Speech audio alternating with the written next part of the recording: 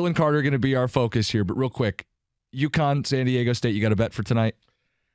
Yeah, I mean, when Sanogo scores 20 points or more, they are 20-0, UConn. I think he's going to score 20 points tonight. So if you just want the regular 20 points, that's plus 260. If you want to add that on with them winning, because they're 7.5-point favorites, yeah. And I think they're going to they've blown out everybody by like 15 points together. That's plus 430. I love that. To win, and Sanogo scores north of 20. Yeah. Everybody's betting UConn. We talked about it on Cash the Ticket. Here's the deal. San Diego State getting a nice chunk of points there. It feels like the sharp side. I just can't do it because UConn's beat everybody by double digits. They won't lose the battle on the glass, which San Diego State relied on to come back against FAU. They don't lose leads. No, it's just... My only hesitation is given 7.5, but your workaround is even better. You just take them to win and their best player to have a big day. Sonogo's been a problem every single round. You can't double him. You can't sag off. He will shoot. He will crash the glass. No, if you just wanted them that. to win, just straight out money line? Okay, no. That's plus 300. Okay. Plus 300 for him to score 20. And the UConn wins. 3-1. I'll take it. Yeah. I'll play that tonight. That seems good. All right, Jalen Carter. You love him. You want him. If he's there at 6, Rico Beard sprints to the podium. Let me tell you why. I know he has all this stuff going on for him. The reason why I like Jalen Carter is because he has something you don't have. He's going to be a guy you can move around on the line. He's a run stopper. Has he made a lot of mistakes right now? He has. But you know what?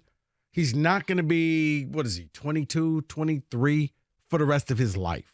He's going to grow up. He's going to be around grown men and coaches who, if you believe in Holmes and you believe in Campbell the way Detroiters do, then they will know how to make this kid mature into a man and say, quit the foolishness, we're trying to win here. But he's got talent that most people in the draft do not have.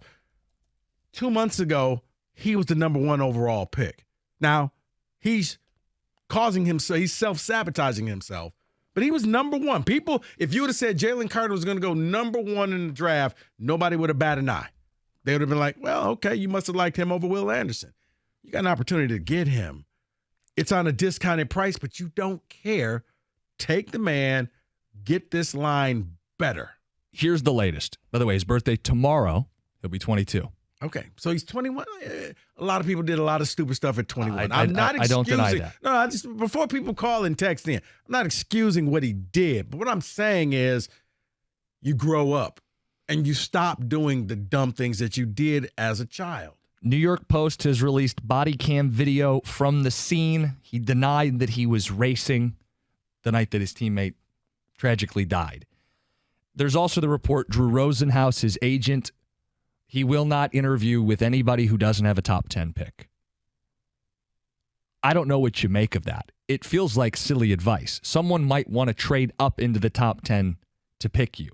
Why you would not meet with an NFL team amidst concerns, even if you don't think they're a big deal, there are outward front-facing concerns. The fact that you would tell him not to interview with everybody and say, we're confident we're going to go in the top 10. That screams either he has a guarantee or he's got terrible advice. And if it's a guarantee in the top 10, that means he's not fallen any further than the Eagles at 10 or maybe the Bears at 9, which people speculated he could have gone to them at the number 1 if they hadn't moved back. I think the Bears are the ones sitting there with their fingers crossed saying, we may have pulled off one of the biggest cons. If we can get Jalen Carter with the 9th pick, this was all worth it. So with all the noise, it does bring us to kind of a central question as a Lions fan base. Do you trust Brad Holmes and Dan Campbell that after their meeting, the decision they make, you will stand by it? That means, Rico, if they take him, you have to trust that they have the locker room culture to help him mature and succeed. If they pass on him, I'm looking at you, you have to be comfortable that they did their homework and their research. That's if you trust Holmes and Campbell. So that's the question I have if you're a Lions fan. Do you trust them even if it doesn't go the way you want with Carter? If you want him and they pass or you don't want him and they take him, are you ultimately comfortable because you trust Brad Holmes? 248-539-9797. No, for me, the answer would be no, because I would be skeptical. I would then, whoever you took pair them up with Jalen Carter for the rest of their career. And I would compare them and say, okay, I need to know that you made the better choice. I could be wrong, but man, this kid is staring you right in the face and you went in a different direction. I've seen too many times here in Detroit where the GM was smarter than everybody else and took this guy and passed on that guy who could have helped him because they had character flaws. So even with everything Holmes has done, you would question them if they passed on Carter. Yeah, because you can't. This is why. You can't sit here and wear the villain shirt and say, we're going to do things differently. That's not doing things differently. That's doing things the same way. You got a talent that's right in front of you. Fix him. Do your job. Get him to mature. But his levels of skill, you can't coach. You either have it or you don't, and he has it. You're trying to win. You're so close to the playoff. You got to take this guy that's right in front of you. I don't want to hear we're going to take the next best thing.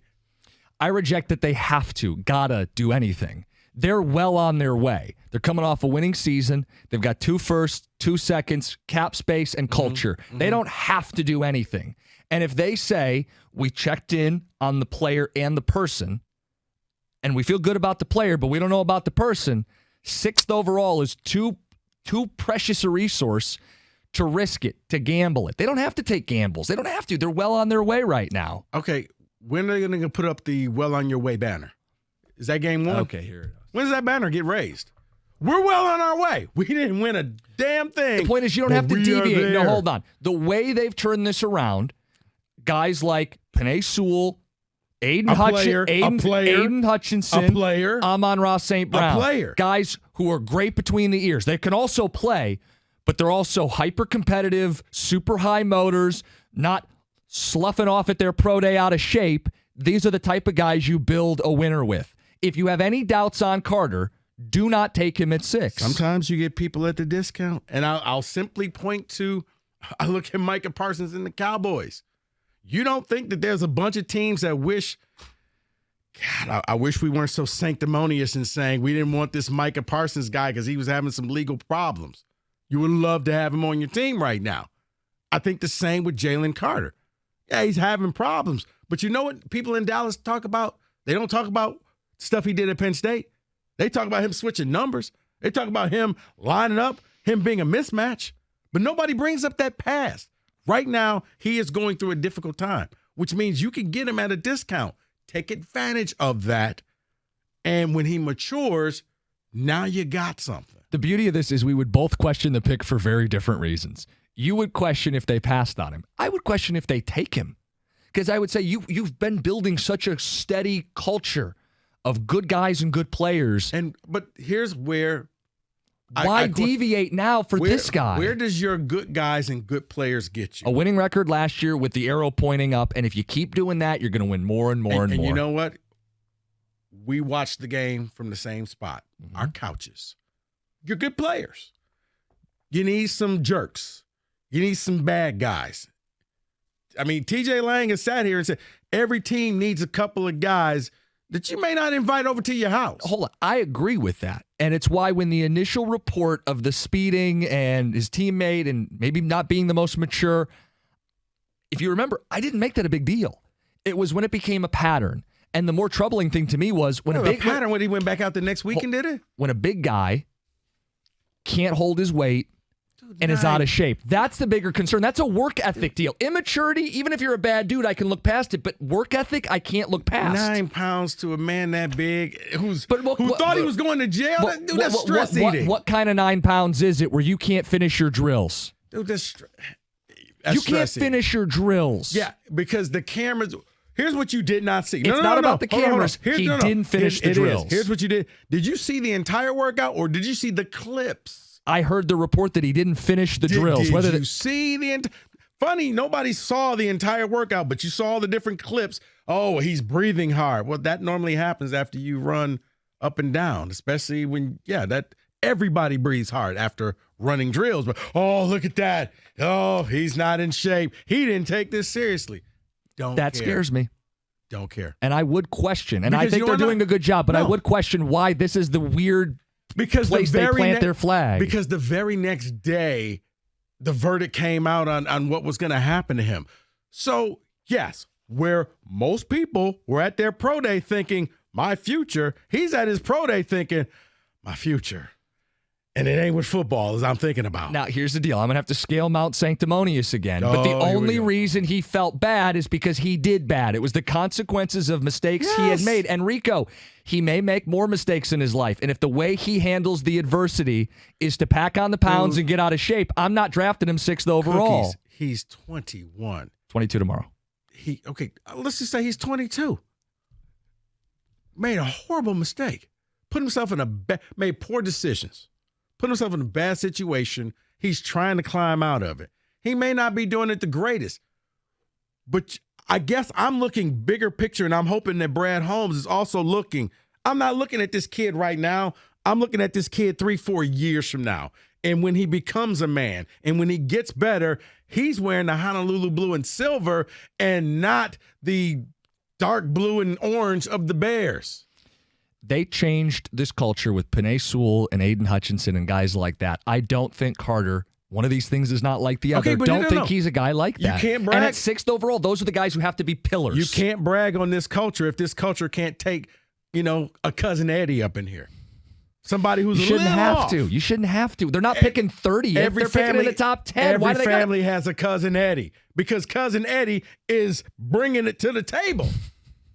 So let me ask you this, because neither one of you sound like you trust the Lions on opposite sides of the spectrum here. But say Seattle takes them ahead of the Lions. You trust Seattle? They just made the playoffs. They don't need to do it, do they? Cookies, according to you, they don't need to do it. It's their risk to take. I wouldn't do it. Okay. I'd question if they did it. No, I mean, I think that would be the only thing that would make me feel happy. If Seattle took him, then he's off the hook. Because he was never there for you to take. Now, of course, he'll come. No, every GM says we got exactly the guy that we wanted. Really? So if C.J. Stroud would have fell to 6, you would have. Nope. This guy right here. He was number 1 on our board. Signed every GM. David, I see it. Yes, you're number 1 as well. We will get to the people. 248-539-9797. Do you trust the Lions either way? If they pass on him or if they pick him? Carter in the news again. It's 97.1.